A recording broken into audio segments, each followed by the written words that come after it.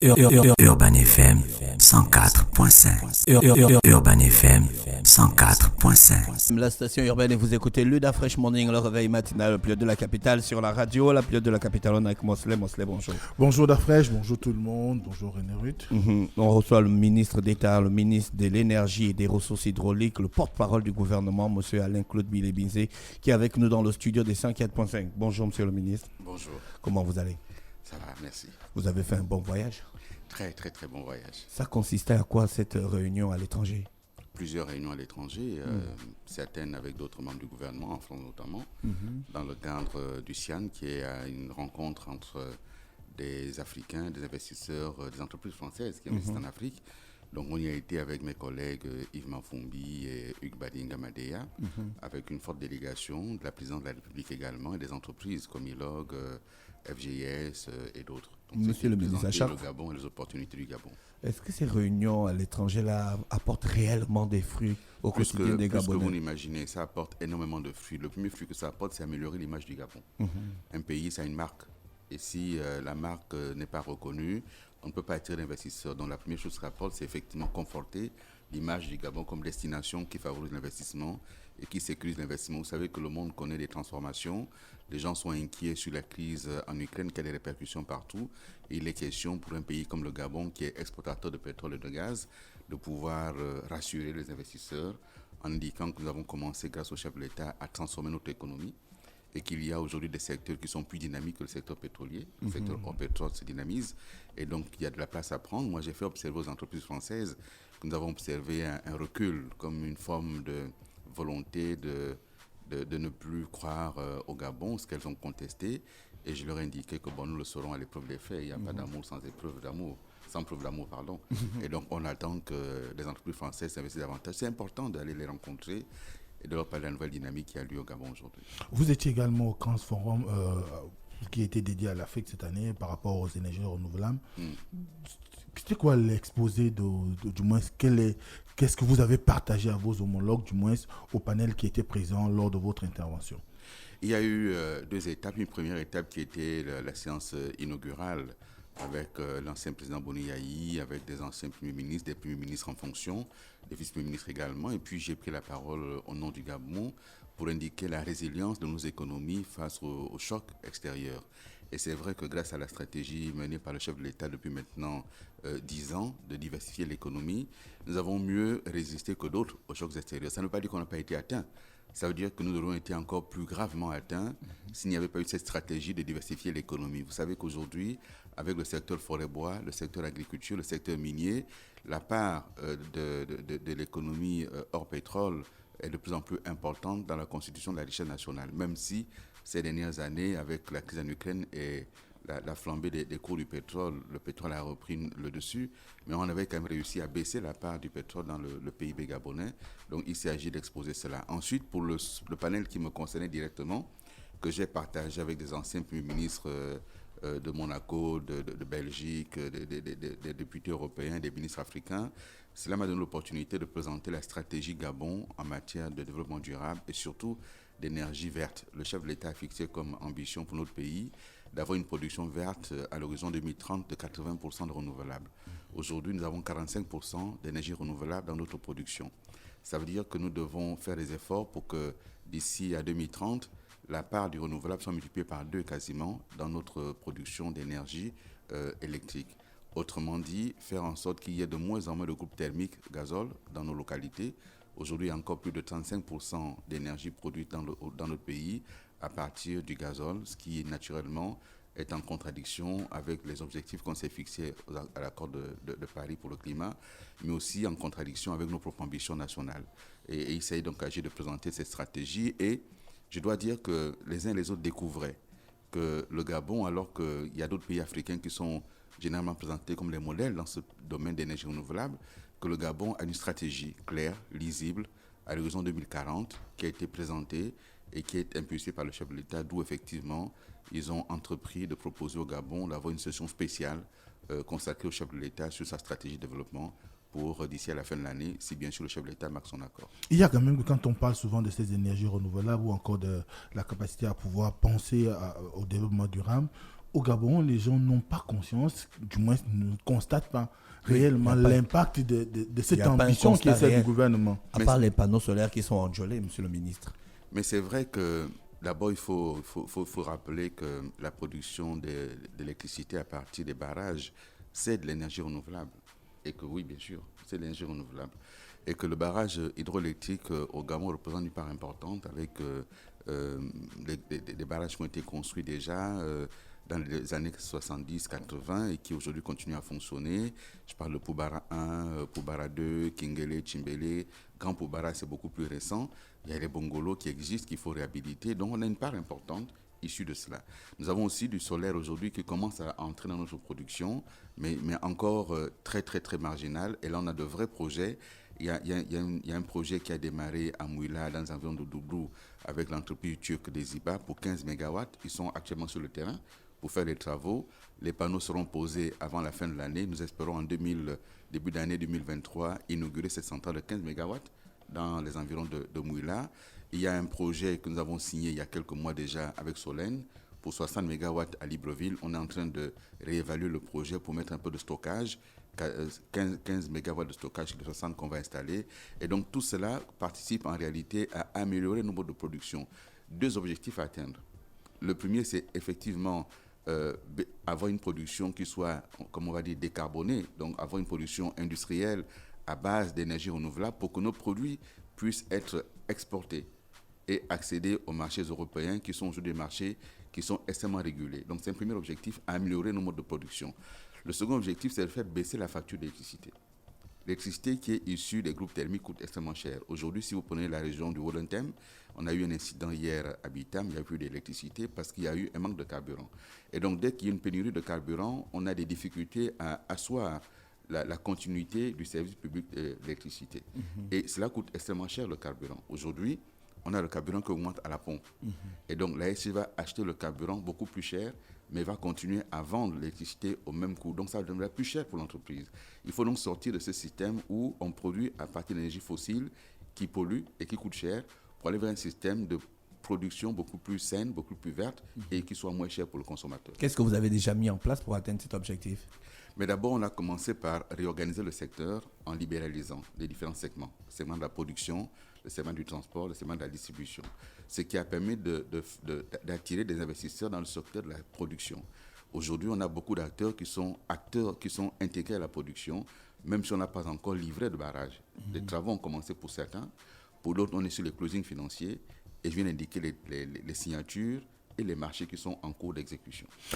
Aujourd'hui, quand vous avez également fait une tournée à travers le pays, ou du moins vous êtes en cours d'une tournée à travers le pays pour prendre le pouls de ce qui se fait en termes d'activité, mais également visiter les installations ou les organisations relevantes de la compétence de votre ministère. Quel est le bilan que vous faites par rapport au site que vous avez déjà visité ? Nous avions lancé un certain nombre de travaux. Il y a 3 programmes qui ont été lancés. Il y a un programme Piepal, j'espère qu'on en parlera, qui a été lancé. Il y a le programme Pazmir également. Et puis, il y a les travaux d'urgence prioritaires lancés par le gouvernement. Donc, dans le cas de ces 3 programmes qui ont été initiés par le gouvernement, nous sommes allés sur le terrain, à la fois pour lancer les travaux, mais aussi pour vérifier ce qui a été réalisé. Dans ce sens, un certain nombre de localités ont déjà été visitées et les travaux ont été finalisés. Bikondom, ça y est, il y a l'électricité à Bikondom déjà. Moulengi Binza, ça y est, c'est fait. Manji, c'est fait. Donc, il y a des localités en réalité où les travaux ont été engagés, ont été finalisés et nous sommes en phase de réception des travaux. Je peux les citer, les Makokou, les Mekambo, Ovan, tout ça est fait. Nous irons la semaine prochaine, si Dieu le veut, pour réceptionner les travaux de la ligne électrique entre Franceville et Andiogo. Là aussi, c'est fait. Donc, tous ces travaux qui ont été engagés sont aujourd'hui en phase soit de finalisation, soit de réception provisoire. Tout à l'heure, au sortir de ce plateau, j'irai à Igoumier, là aussi où les travaux sont finalisés. Là, SC est en train de codifier et de poser les compteurs. Donc là, on est maintenant en phase de réception provisoire des travaux, même si les travaux sont en train d'être lancés. Là, on va lancer d'autres phases de travaux. La ministre déléguée a été à Bakumba, elle a été à Gamba. J'ai moi-même été à Andende, à Mouila, à Lambaréné. J'irai à Batola la semaine prochaine. La MD fera d'autres localités. L'ambition étant de faire en sorte que d'ici à la mi-2023, sinon fin 2023, et rien à voir avec une certaine date. Fin 2023, un certain nombre de localités soient vraiment pourvues en énergie électrique et en eau potable. Pas seulement pour améliorer la vie des populations, c'est essentiel, mais aussi pour avoir une activité économique. Vous savez, lorsque on fait de l'agriculture et qu'on ne peut pas conserver les produits, on est obligé de tout évacuer et parfois même de jeter. Lorsqu'on ne peut pas conserver, il est difficile de prévoir en matière d'élevage, de faire des stocks. Donc cette énergie qu'on apporte, c'est aussi pour avoir dans nos localités un embryon de développement économique à base de transformation locale. Alors, vous avez parlé du projet PASB-MIR, qui est un projet qui va dans le sens de renforcer les capacités des régions reculées en termes d'approvisionnement en eau. Quel est aujourd'hui le bilan qu'on peut faire de ce projet? Il y a sur ce projet plusieurs phases. La première phase qui a consisté à réhabiliter les forages à Gamba et dans certaines localités au niveau des lacs de Port-Gentil, nous sommes en phase de réception des travaux. C'est fait.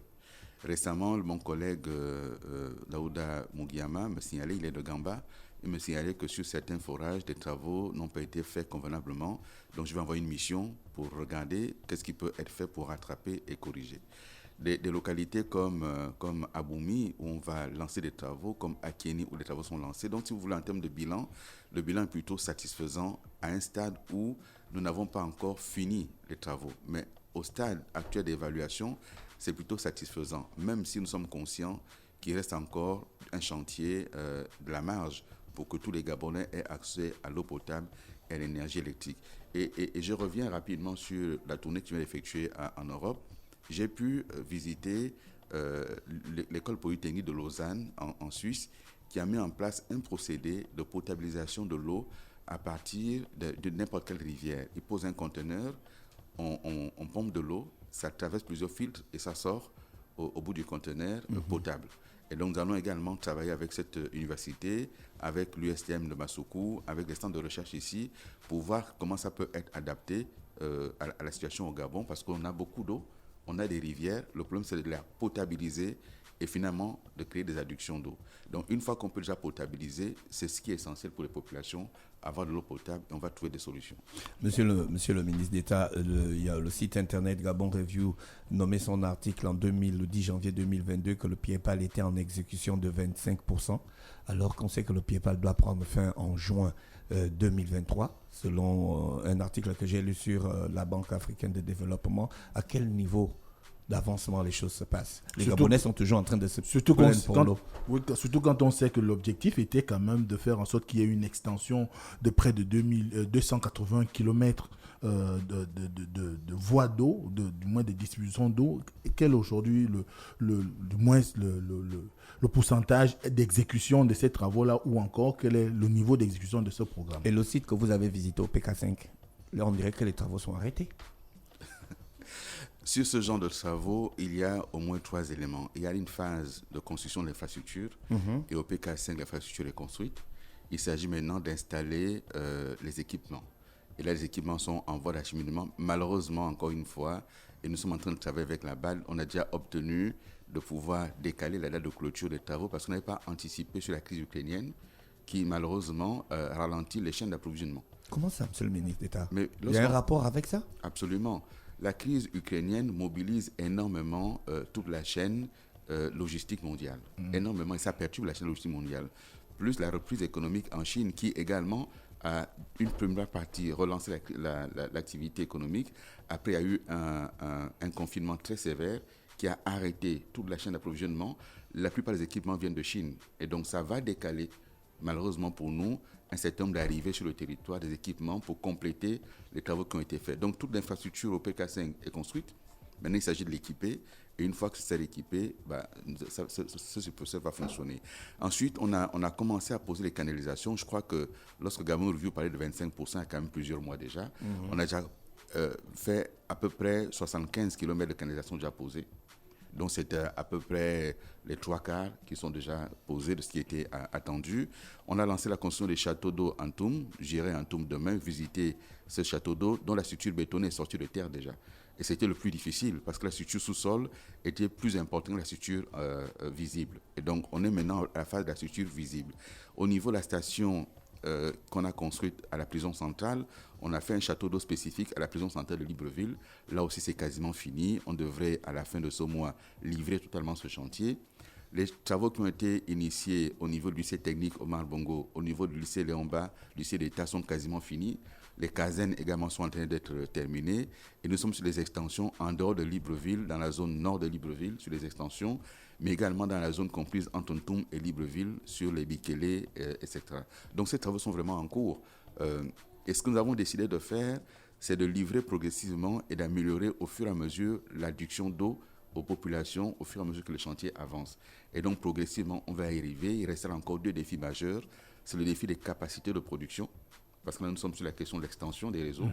Et c'est dans ce sens que nous avons travaillé avec la BGFI, avec l'accord des hautes autorités, pour qu'un crédit soit accordé à l'ASEG de 100 milliards de francs CFA.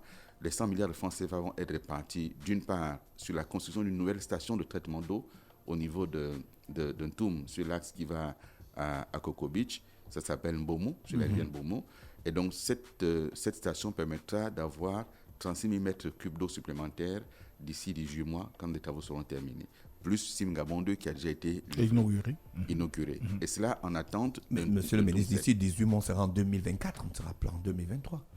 Oui, mais le Gabon ne s'arrête pas en 2023. C'est pas ça le souci, monsieur le ministre d'État. Le truc, c'est que les populations ont déjà tellement attendu. Mais nous entendons ça et c'est pour cela que nous travaillons. Mais je viens de vous donner un élément que personne n'avait prévu. En tout cas, je ne sais pas si quelqu'un avait prévu qu'en 2022, il y aurait une crise aussi importante dans cette partie du monde. Oui, l'opération militaire russe en Ukraine. Ce dont on s'est rendu compte avec cette opération russe en Ukraine, cette crise, cette guerre en Ukraine, c'est qu'en définitive, cette région qui est aujourd'hui disputée à l'est de l'Ukraine, c'est une région sur laquelle on a une industrie métallurgique très importante.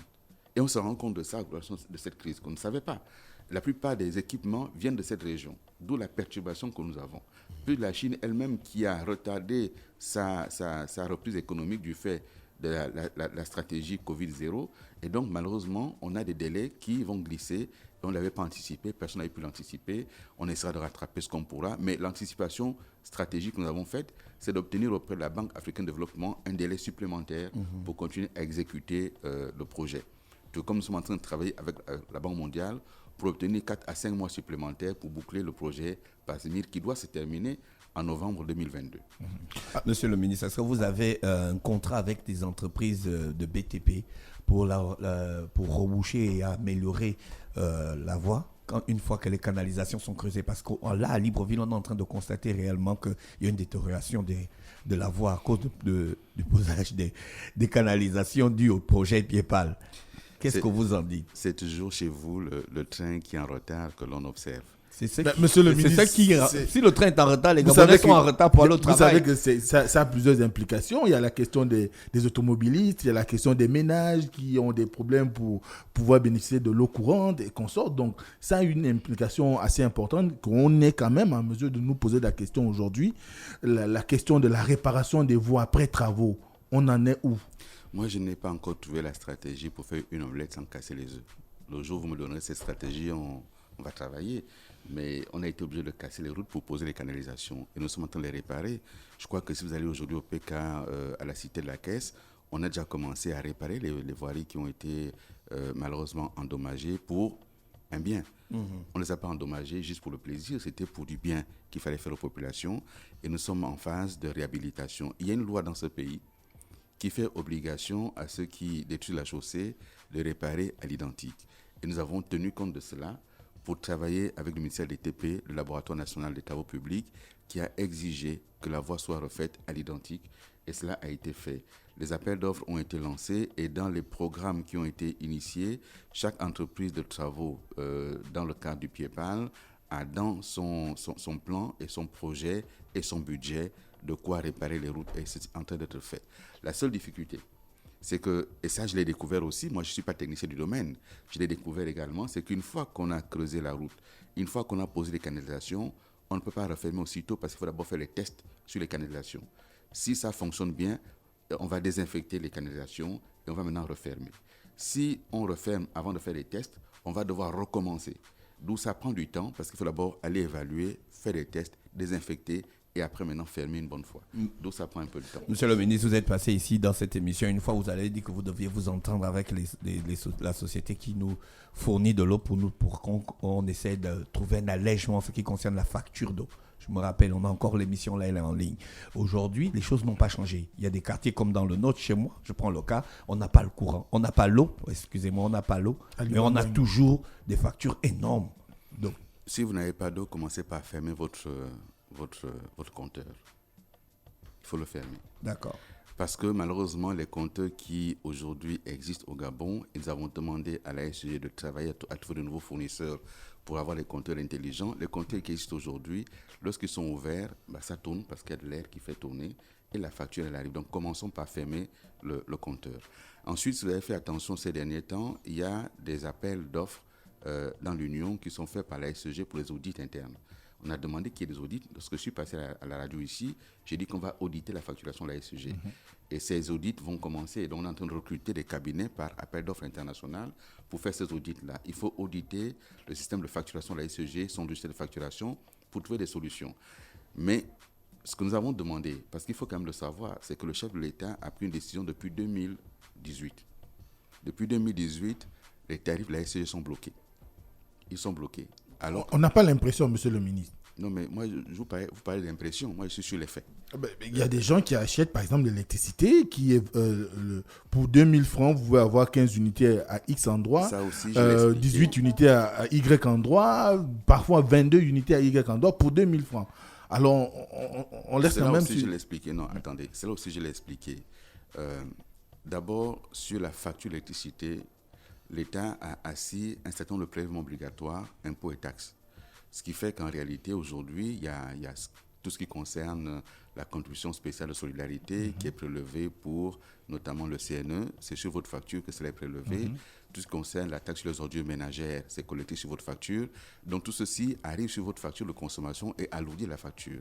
Sans compter qu'il y a des prestataires. Lorsque vous avez des factures EDAN que vous payez au quartier chez tel autre prestataire, mais vous savez comment ça fonctionne, le prestataire prélève aussi sa commission, d'où selon qu'on prend ici ou là, ça peut changer en fonction de l'éloignement ou de la commission que le prestataire va prélever sur votre facture.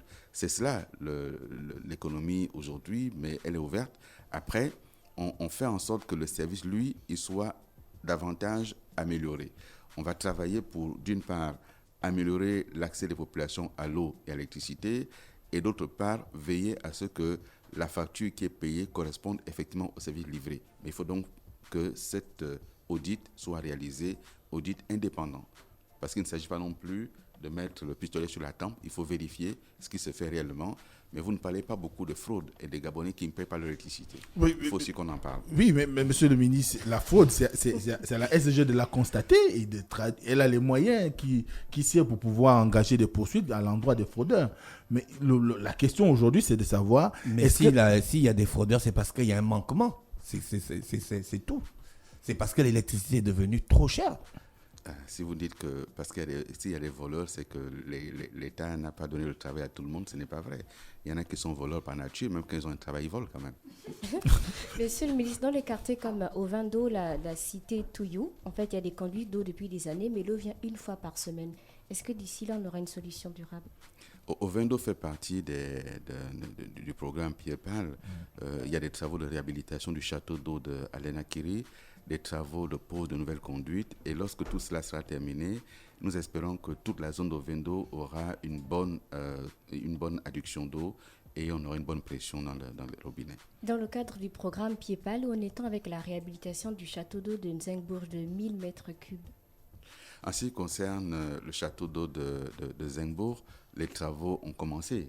Si vous y allez, vous verrez que l'entreprise a déjà terminé toute la partie intérieure de réhabilitation et même la partie extérieure. On doit maintenant être dans la phase de test pour voir si l'eau arrive effectivement, parce qu'il faut vérifier tout cela. Il faut savoir que lorsque la SG a été gérée par Veolia, malheureusement, pour leur problème d'exploitation, ils ont dû faire ce qu'on appelle des bypass. Donc l'eau n'allait plus dans les châteaux, ils livraient directement. Ça a malheureusement entraîné des détériorations de certains équipements de châteaux qu'il faut changer. Mais les travaux de Nzengbourg sont en cours. Ils sont même en phase de finalisation. On va passer la phase des tests et on va lancer également les travaux de construction du château d'eau de Bikele en même temps que celui de Ntoum est en cours il avance très bien. Monsieur le ministre, j'ai lu dans la presse qu'il y aurait une idée de réengagement ou redéploiement des projets concernant les barrages FE2 et celui de Mindik. Est-ce qu'aujourd'hui, on peut penser que les travaux pourraient démarrer dans un avenir très proche ou c'est encore en étude ou c'est juste une annonce? Bon, d'abord, ce n'est pas juste une annonce. Nous avons signé un accord tripartite tel que voulu par les plus hautes autorités. Ça veut dire que nous avons mis sur la table Coder, qui est l'entreprise à qui l'État avait d'abord confié ses marchés, et CGC, qui est l'entreprise chinoise à qui l'État a ensuite confié le même marché. Nous nous sommes assis. Pourquoi? Parce qu'il fallait éviter un contentieux à l'État. Et donc, on s'est assis avec les deux entreprises. Nous avons signé un accord tripartite. Et nous avons donné à Coder la possibilité de lever des financements d'ici la fin de cette année pour pouvoir démarrer les travaux. L'avantage sur ce dossier, c'est que certaines études existent déjà. Des études de réalisation, des études de ligne, les études d'impact environnemental avaient été faites à l'époque, mais comme ça fait déjà 6 ans, ou même un peu plus, je crois même 10 ans, il faut donc pouvoir adapter ces études d'impact environnemental. Mais nous travaillons actuellement avec les services de la présidence de la République, du gouvernement et les entreprises pour que les travaux puissent être lancés une fois que les ressources financières sont mobilisées avant la fin de cette année. Si on arrive à boucler les ressources financières à la fin de cette année, nous espérons que les travaux seront lancés au premier trimestre 2023. Bon. Il y a l'actualité. Dernière question. Vous avez été au Crans Montana et il y a eu un incident. Comment vous interprétez la situation? Comment vous avez vécu ça, monsieur le ministre d'État? Vous savez, j'ai 55 ans cette année. Et ça fait 32 ans que je fais la politique. Si au bout de 32 ans, on peut être surpris par un événement de cette nature, c'est qu'on n'a pas compris grand-chose de la politique. En revanche, je ne crois pas que ça vienne de l'opposition. Je n'y crois pas. Nous avons été en France, là où il y a la plus grande diaspora, qui manifeste également contre le régime. Il ne s'est rien passé en France. Pourquoi attendre que je sois en Belgique pour que 2 individus partent de Paris? Qui a payé leur billet d'avion? Qui a payé leur billet de train? Qui a payé leur séjour, leur hébergement? Nous savons aujourd'hui que certains individus en ont fait un fonds de commerce, alimenté par certains d'entre nous au Gabon. Mais ça, je sais qui a fait ça, mais je ne dirai pas qui. Mais, monsieur le ministre, est-ce que vous comprenez quand même les cris souvent de cette diaspora qui peut-être a le sentiment qu'elle n'est pas écoutée? Mais là, en l'occurrence, il y avait quel cri? En l'occurrence, qu'est-ce qu'ils ont dit? Il y a eu un certain nombre de choses qui sont sorties. Ils parlent d'absence de liberté d'expression, au Gabon. Au Gabon, selon eux, je parle selon eux. Attendez, vous vivez au Gabon. Je vis au Gabon. Au Gabon, on a des acteurs politiques opposés au régime en place qui s'expriment librement, qui parcourent le pays librement, qui interpellent le gouvernement publiquement en disant des choses qu'on n'entend pas ailleurs. Vous avez le sentiment que M. Barreau Chambly est en prison, que M. Ntoutumaï, que vous avez reçu sur ce plateau, on l'a mis en prison parce qu'il a fait des déclarations ici. M. Naïsangui, M. Fumbola, tous les jours font des déclarations contre le gouvernement. Ils sont en prison. Non, il faut arrêter cette blague. Il y en a qui en ont fait un fonds de commerce. Je sais, il y a des compatriotes en France ou ailleurs qui ne sont pas d'accord avec notre façon de faire. C'est leur liberté, c'est leur droit le plus absolu. Mais on ne peut pas faire passer le Gabon comme étant une dictature quand on sait qu'au Gabon aujourd'hui, la presse tous les jours met des titres que personne ne peut lire ailleurs. Et ces gens-là existent, ils vivent au Gabon, ils fonctionnent au Gabon. Donc je pense que ce qui s'est fait en Belgique, encore une fois, ce n'est pas de l'opposition. Moi, je n'ai pas entendu de revendication. Je n'ai rien entendu. J'ai entendu des gens crier. Ils criaient des choses. Après 30 secondes, ils ont sorti de la salle, ils sont partis. Mais je vous dis encore une fois, ce n'est pas de l'opposition. Et ces 2 individus qui ont été envoyés de Paris à Bruxelles, ils ont été envoyés par des gens qui sont avec moi, dans le même parti que moi, dans le même camp politique que moi, et pour des raisons qui leur sont propres. Je sais qui a fait ça, mais il faut répondre à ces gens-là par un souverain mépris. Merci, monsieur le ministre d'État, monsieur le ministre de l'Énergie, des Ressources hydrauliques et porte-parole du gouvernement. Je vous remercie d'avoir accepté notre invitation. C'est moi qui vous remercie de m'avoir invité. Urban FM 104.5